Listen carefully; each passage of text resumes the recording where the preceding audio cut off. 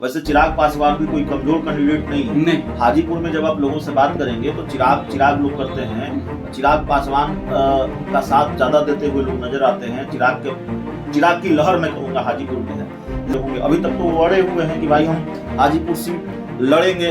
अब सवाल ये है कि बीजेपी उनको वो सीट देती है कि नहीं देती है। चिराग पासवान भी अड़े हुए हैं, भाई हमसे दोस्ती करनी है तो हाजीपुर सीट हमको दीजिए। अब आपने जमुई को लेकर सवाल पूछा। जमुई में चिराग पासवान की पार्टी, चिराग पासवान अगर चुनाव नहीं लड़ते हैं तो कौन लड़ेगा। जमुई में चिराग पासवान के बेहद करीबी नेता हैं और हालांकि आते हैं बेगूसराय जिले से, जो मेरे पास जानकारी है, लेकिन जमुई से चिराग पासवान उनको मैदान में उतार सकते हैं। मौजूदा वक्त में चिराग पासवान ने उनको बहुत अहम जिम्मेवारी अभी अपनी पार्टी में दे रखी है और उसी जाति से आते हैं, उसी समाज से आते हैं जिस पर चिराग पासवान की पकड़ है, जो वोट बैंक चिराग पासवान का है। तो पासवान समाज से ही आते हैं कहने का मतलब है, और चिराग पासवान उनको वहां से उतार सकते हैं। और जैसे कहा जाता है ना कि चिराग पासवान मोदी के हनुमान हैं, मोदी राम है। हनुमान की जब बात की थी, एक सवाल मैं आपसे सुन लीजिए मेरी बात। कहा जाता है चिराग पासवान मोदी के हनुमान है, तो उसी तरह वो जो पासवान चिराग जी के हनुमान है, ओरिजिनल हनुमान है, ठीक है ना। नमस्कार, मैं हूं कुमार मनीष और हमारे साथ हमारे वरिष्ठ पत्रकार अभिषेक मिश्रा जी हैं। अभिषेक जी, आपसे सीधा सवाल करते हैं। हाजीपुर सबसे हॉट सीट बनी हुई है, इसलिए मैं बता रहा हूं कि क्या चिराग की मां की एंट्री होगी राजनीतिक में? क्या हाजीपुर से चिराग लड़ेंगे या चिराग की मां लड़ेगी? ये सवाल आपसे मैं इसलिए पूछ रहा हूं कि ये सस्पेंशन बना हुआ है।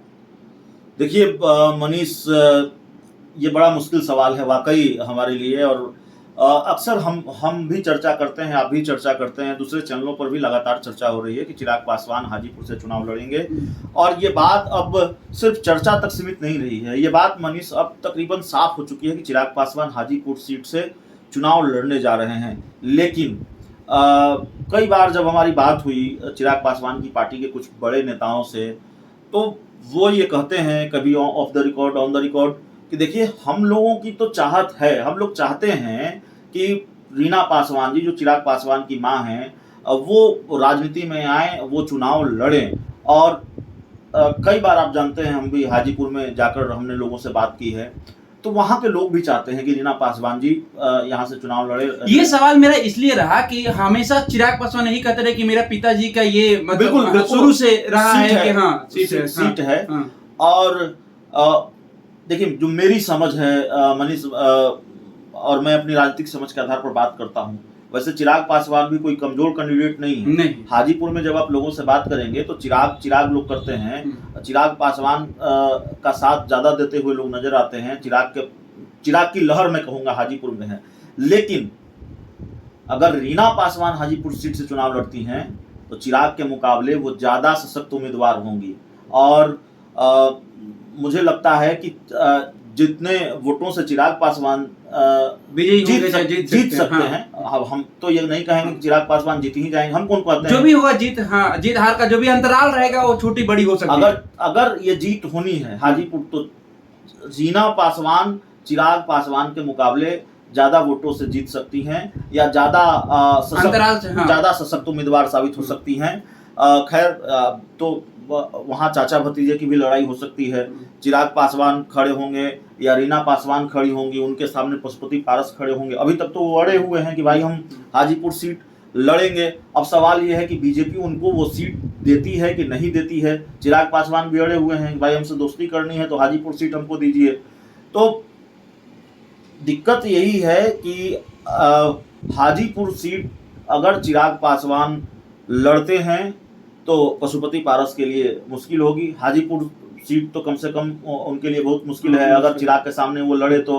अब सवाल यह भी है कि एनडीए कोटे से चिराग पासवान लड़ेंगे तो पशुपति पारस क्या निर्दलीय लड़ेंगे, अपनी पार्टी के अकेले लड़ेंगे? मतलब वो तो अपनी पार्टी के सांसद है, तो जाहिर है अपनी पार्टी के टिकट पर ही लड़ेंगे, लेकिन वो बिना किसी से गठबंधन के लड़ेंगे या महागठबंधन के साथ जाकर लड़ेंगे, यह भी सवाल है। तो खैर, पशुपति पारस ने कहा है कि जब तक मैं जीवित हूं तब तक एनडीए के साथ हूं। अगर हाजीपुर से चिराग लड़ते हैं तो फिर जमुई सीट से कौन लड़ेगा?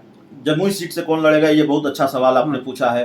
पहले मैं रीना पासवान जी के बारे में बात कर दूं। देखिए, रीना पासवान हाजीपुर से चुनाव लड़ती हैं या नहीं लड़ती हैं, उनकी राजनीति में एंट्री होने जा रही है, राज्यसभा भी जा सकती हैं, ऐसी खबरें आती हैं, ऐसी चर्चा है। 2024 में तस्वीर और साफ हो जाएगी। अब आपने जमुई को लेकर सवाल पूछा। जमुई में चिराग पासवान की पार्टी, चिराग पासवान अगर चुनाव नहीं लड़ते हैं तो कौन लड़ेगा? जमुई में चिराग पासवान के एक बेहद करीबी नेता हैं और हालांकि आते हैं बेगूसराय जिले से, जो मेरे पास जानकारी है, लेकिन जमुई से चिराग पासवान उनको मैदान में उतार सकते हैं। मौजूदा वक्त में चिराग पासवान ने उनको बहुत अहम जिम्मेवारी अभी अपनी पार्टी में दे रखी है और उसी जाति से आते हैं, उसी समाज से आते हैं जिस पर चिराग पासवान की पकड़ है, जो वोट बैंक चिराग पासवान का है। तो पासवान समाज से ही आते हैं, कहने का मतलब है, और चिराग पासवान उनको वहां से उतार सकते हैं। और जैसे कहा जाता है ना कि चिराग पासवान मोदी के हनुमान हैं, मोदी राम हैं। हनुमान की जब बात की थी, एक सवाल मैं आपसे, सुन लीजिए मेरी बात। कहा जाता है चिराग पासवान मोदी के हनुमान हैं, तो उसी तरह वो जो पासवान चिराग जी के हनुमान है, ओरिजिनल हनुमान है, ठीक है ना, तो वो जमुई से चुनाव लड़ सकते हैं, ऐसी चर्चा है। एक सवाल, आखिरी सवाल रहेगी अभिषेक जी, कि एनडीए से गठबंधन हो अगर चिराग की, तो क्या सबसे ज्यादा भरोसा चिराग पर बीजेपी जताएगी या पशुपतिनाथ पारस पे जताएगी? देखिए, राजनीति में चुनाव के वक्त भरोसा नहीं देखा जाता, राजनीति में चुनाव के वक्त फायदा देखा जाता है। तो ज्यादा किससे कितना फायदा है, कितना फायदा ये किस पे ज्यादा? जाहिर है चिराग पासवान से ज्यादा फायदा बीजेपी को है, चिराग पासवान से बीजेपी को ज्यादा फायदा है। इसीलिए आपने देखा किस तरीके से बीजेपी ने चिराग पासवान का इस्तेमाल किया बिहार के 3 उपचुनावों में। तो बीजेपी को लगता है कि चिराग पासवान के साथ, चिराग पासवान अगर क्योंकि उनके चाचा ये भी कह दिए हैं, कई बार आपने उनका बयान सुना होगा कि हम जब तक रहेंगे राजनीतिक में तब तक हम एनडीए के साथ ही लड़ेंगे। बिल्कुल, उन्होंने कहा, उन्होंने खुल के कहा है। उन्होंने कहा है, अगर वहां फिर वो अगर हाजीपुर सीट का दावा करेंगे और इधर चिराग भी दावा करेंगे, तो फिर बात बीजेपी सबसे ज्यादा भरोसा किस पे? नहीं, हाजीपुर सीट तो चिराग पासवान बीजेपी को दे सकती है, इसमें कहीं कोई ये नहीं है। मामला फंसा हुआ है, जिसमें हमने दूसरी चर्चा में बात की, मामला फंसा हुआ है सीटों की संख्या को लेकर। हाजीपुर सीट का मामला नहीं है, सीटों की संख्या। चिराग पासवान 6 सीटें मांग रहे हैं, जो मौजूदा वक्त में बीजेपी के लिए संभव नहीं दिखता। अब कैसे बीजेपी कोई बीच का रास्ता निकालेगी, ये देखना होगा। देख, ऐसे इशारों में अगर देखा जाए तो एनडीए के साथ भी 5 गठबंधन होने की, देखिए जैसे मुकेश सहनी हो गए, चिराग पासवान हो गया, उपेंद्र कुशवाहा हो गया, जीतन मांझी हो गए और पशुपतिनाथ पारस हो गए, तो क्या 10 सीटों में कैसे बंटवारा करेगी इन 5 लोगों का गठबंधन होता है? तो बिल्कुल बीजेपी भी इस बात पर अड़ी हुई है। बीजेपी ने एक तरह से तकरीबन फैसला कर लिया है कि 30 सीटों पर उसको चुनाव लड़ना है और 10 सीटों में सहयोगी को निपटाना है। लेकिन अब सहयोगी बढ़ रहे हैं। पहले लगा कि चिराग पासवान ही साथ आएंगे, इधर मांझी जी भी आ गए, उपेंद्र कुशवाहा भी कतार में है, मुकेश सहनी भी कतार में है, तो जाहिर तौर पर सबको कुछ ना कुछ देना है। और जिस डर से मांझी जी का गठबंधन छोड़े हैं, जैसे नीतीश जी बार बार प्रेशर बना रहे थे, मांझी जी भी कहा, नीतीश जी भी ये कहे कि प्रेशर बना रहे थे कि आप विलय कर लो पार्टी को, कहीं यही हाल अगर एनडीए ने कर दिया, बीजेपी ने कर दिया, तो फिर मांझी जी किस रास्ते से निकलेंगे?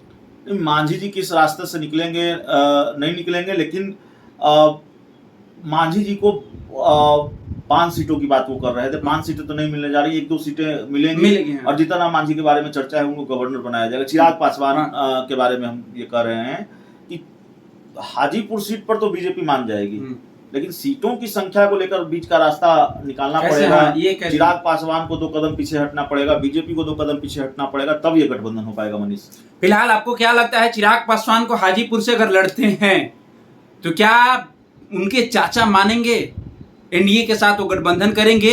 ये आने वाला वक्त बताएगा। फिलहाल दीजिए हमें इजाजत, धन्यवाद।